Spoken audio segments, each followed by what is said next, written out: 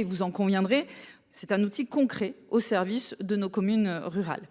Près de 3000 collectivités de moins de 3500 habitants sont aujourd'hui accompagnées dans leurs projets de revitalisation, de maintien des services de proximité grâce à ce qui fait la singularité et la plus-value de ce dispositif, les chefs de projet territoriaux qui ont un rôle central car nombre de petites communes ne disposent pas des ressources nécessaires pour porter seuls des projets complexes.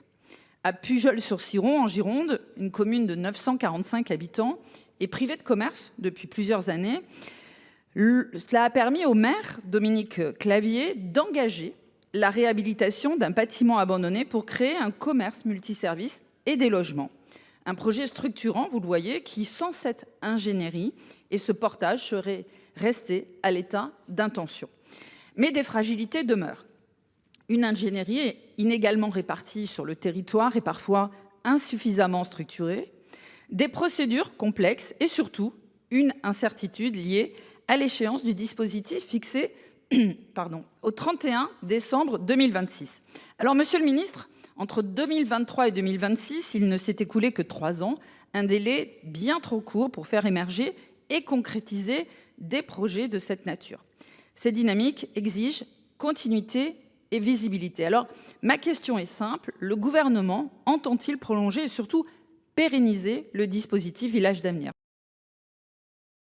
Effectivement, le programme Villages d'avenir, c'est le fruit d'une grande consultation avec les acteurs de la ruralité. Ce plan qui vise à garantir un avenir plus équitable pour nos zones rurales en améliorant leur attractivité et en assurant une véritable égalité de chance entre tous les Français.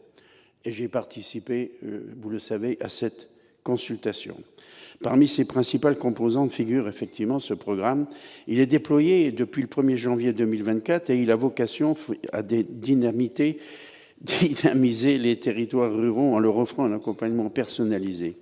Ce programme Villages d'avenir, encore une fois, je peux même reconnaître en avoir une certaine paternité, eh bien, c'est l'Agence nationale de la cohésion des territoires qui soutient aujourd'hui 3060 communes de moins de 3500 habitants et 120 chefs de projet ont été recrutés depuis 2024, vous l'avez souligné, dont 20 postes financés par le CEREMA. Placés auprès des préfets ou déployés concrètement en sous-préfecture ou dans les DDT, eh bien, ils sont là pour apporter cette ingénierie nécessaire pour différents projets pour les petites communes. Plus de 5000 projets ont été accompagnés, dont 3780 sont en cours au bénéfice de 2,7 millions d'habitants dans de multiples thématiques comme la réhabilitation de bâtiments publics et d'autres, vous l'avez souligné, aménagement de centres-bourgs, mobilité, etc. Ce programme, il a démontré son impact territorial et il répond aux attentes des élus et des habitants des territoires ruraux. Alors, le gouvernement, effectivement, souhaite sa prolongation et il portera une mesure en ce sens lors du débat parlementaire de la loi de finances pour 2027.